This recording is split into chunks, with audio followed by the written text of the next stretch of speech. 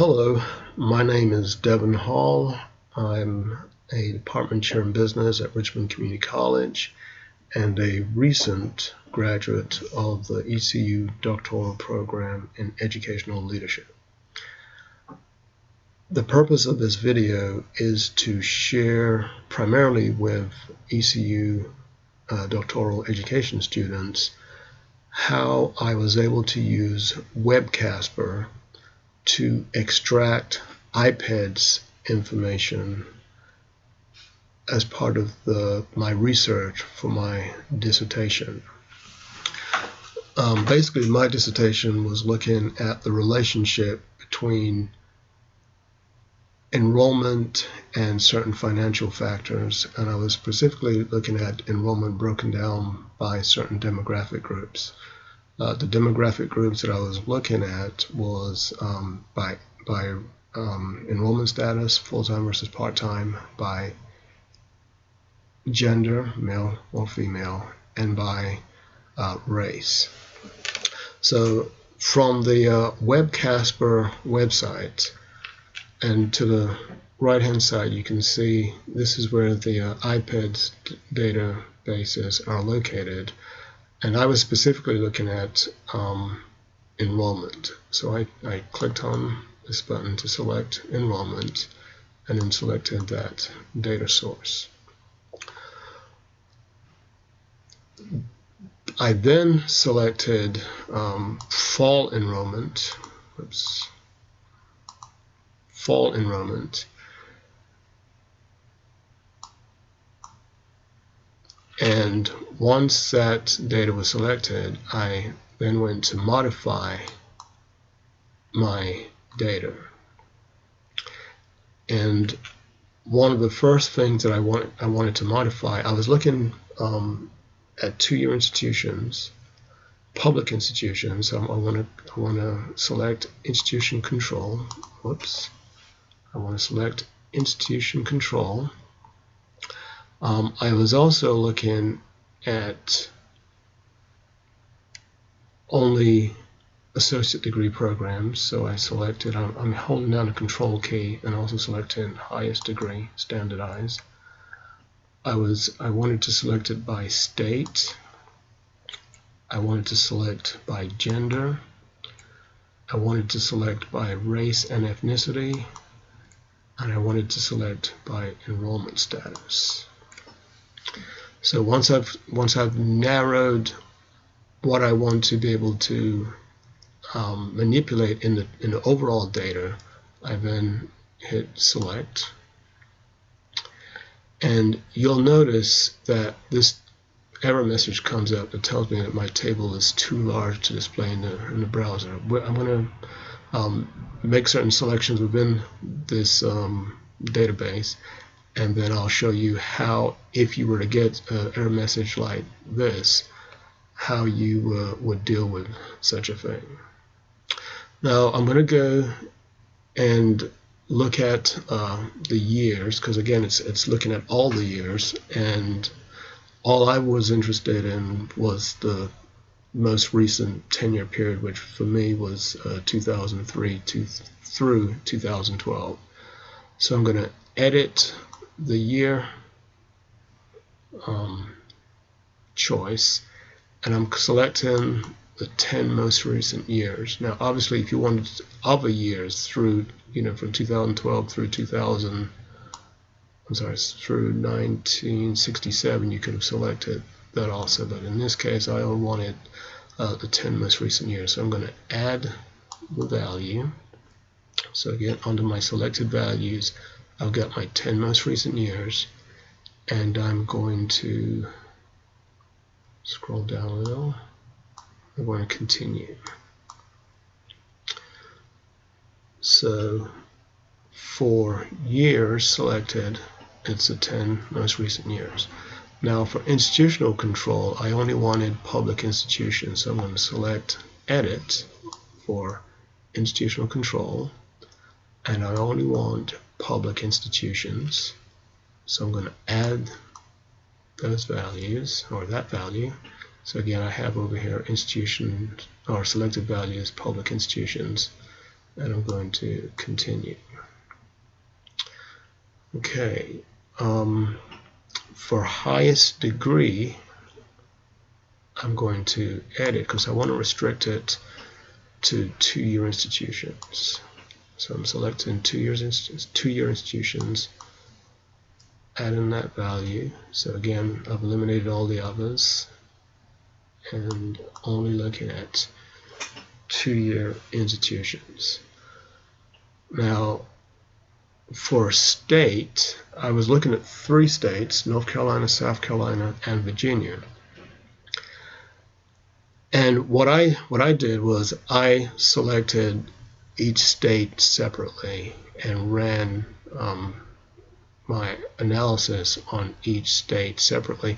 And again, once you export the data into Excel, then if you wanted to combine states, you could always do that within Excel.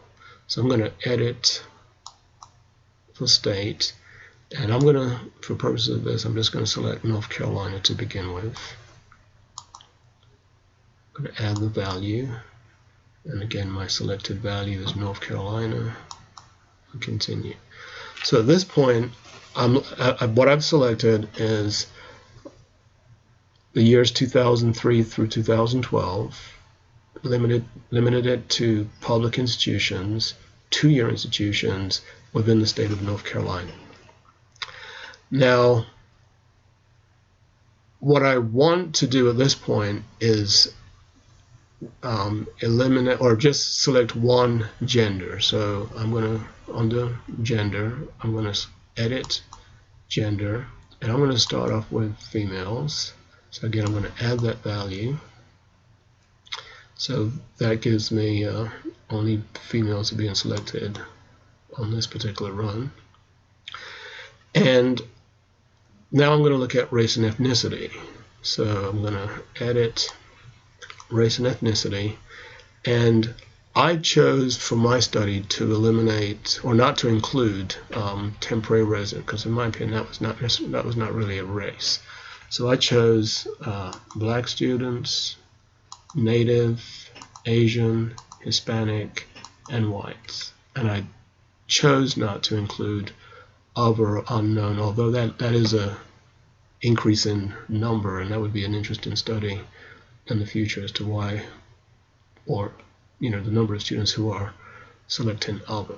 So those are the ones. And again, a while ago, what I just did was I held down the control key while I selected what the variables I was looking for. So now I'm going to add those values. So I've got the 5 racial groups that I wanted, and I'm going to hit continue. Now I'm going to now look at enrollment status, and I'm going to select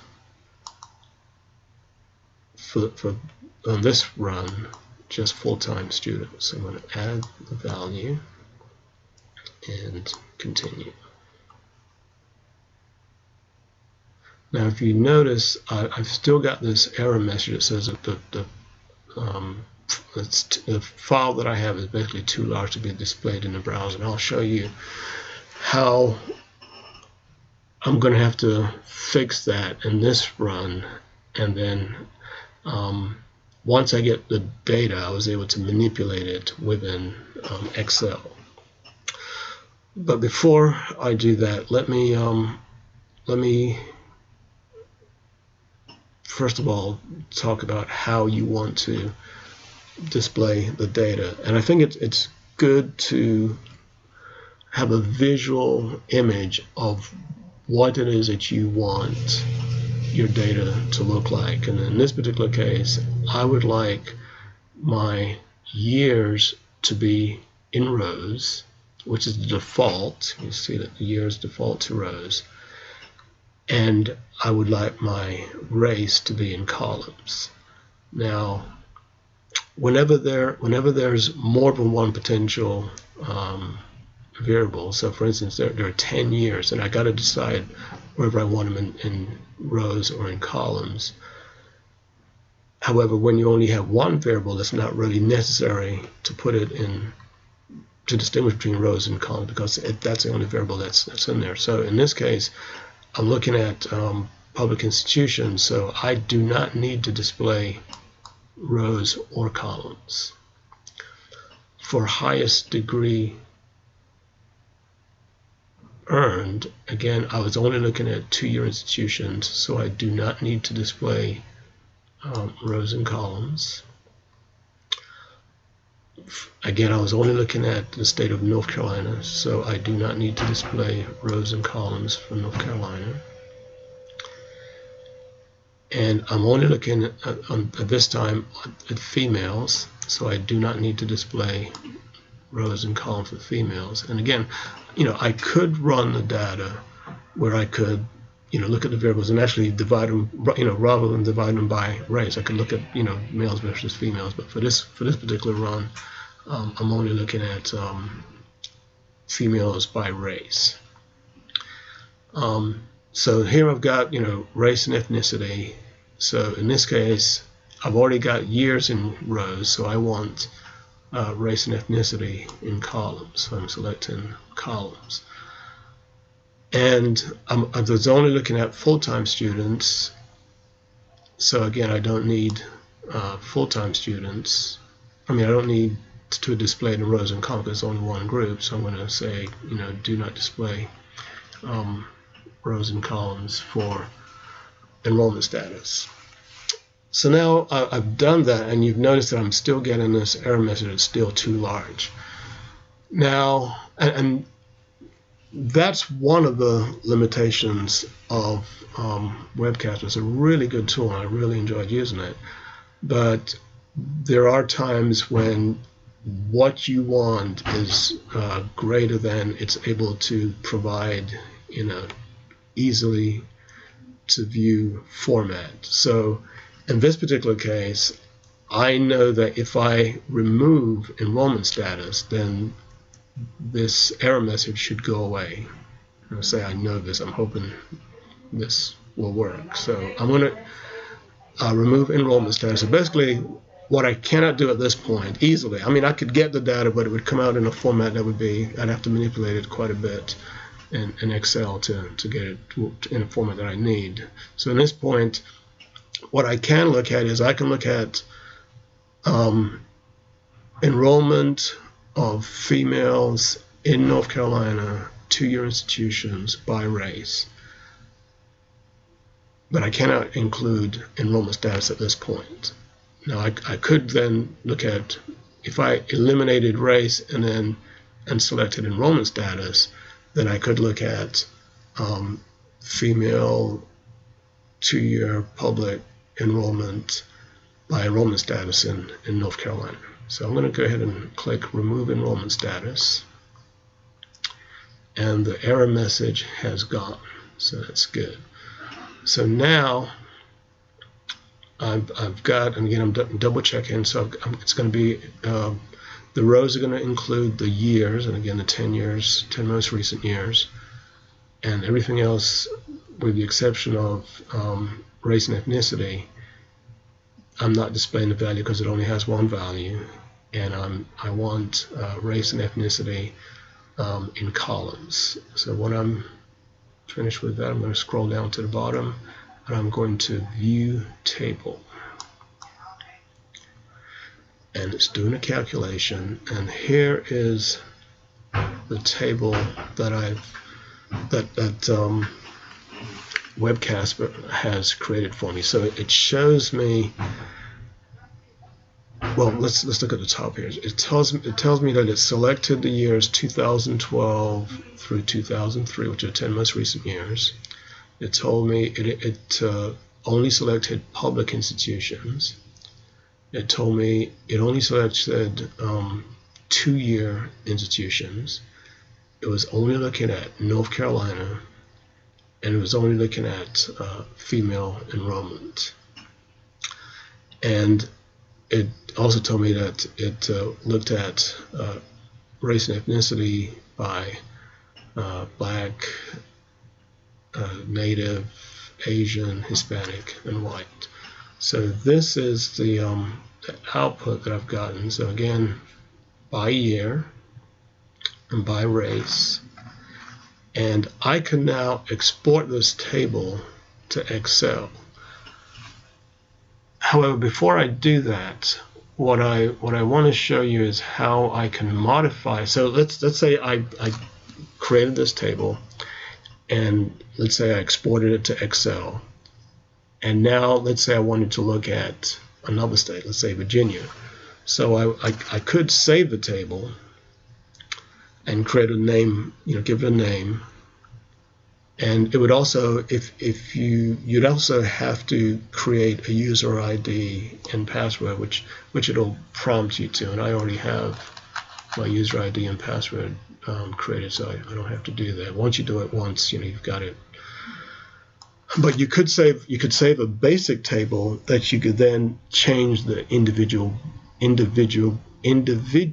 variables to give you the information that you need. So this is again looking at females in North Carolina from 2003 through 2012, and public 2-year institutions by race. So let's say I wanted to look at Virginia. So what I would do then is I'd go to modify classification variables, and I would go down to state, because what I've got in there right now is North Carolina, and I could edit, I could remove North Carolina,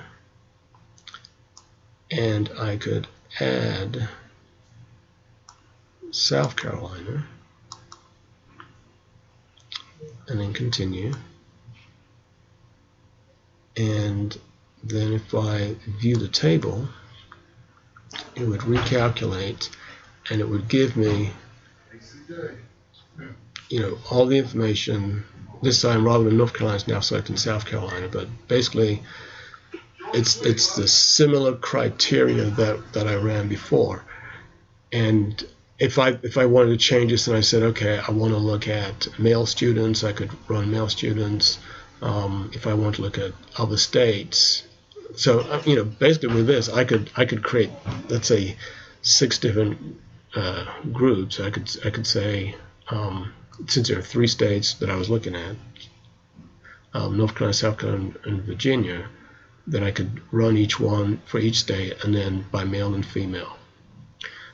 If I had removed the race, I could have then put in the enrollment status, full-time and part-time, and I could have again run the same thing. I could have looked at North Carolina, South Carolina, and Virginia by full-time enrollment and by part-time enrollment, and then create separate Excel files that I could then manipulate. So what I'm about to do now is I'm going to show you how I would then create an Excel file. So I'm going to click on Export Table, and I want it to be exported as a Microsoft Excel format. I'm going to click Export, and it creates a table, which I'm now going to open.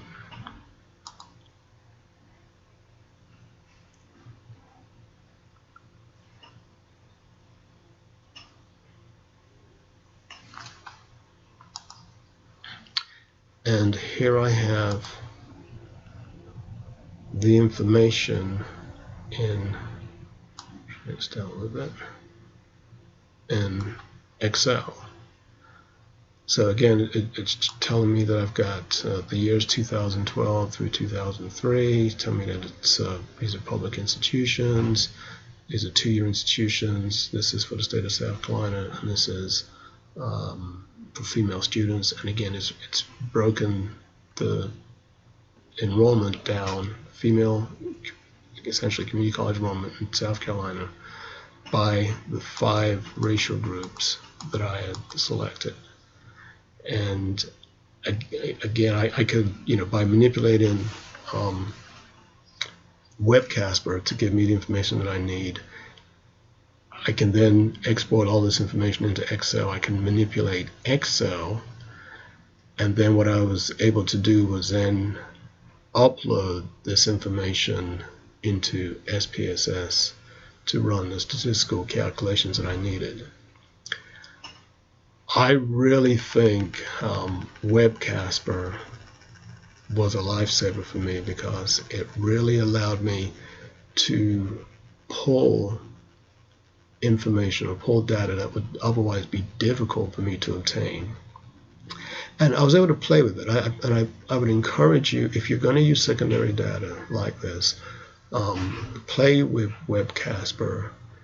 See what variables what variables are being collected. Therefore, those are the variables that you'd be able to use, and that can help you decide what kinds of data you can look at for your study. So I'm sorry I wasn't able to be there in person.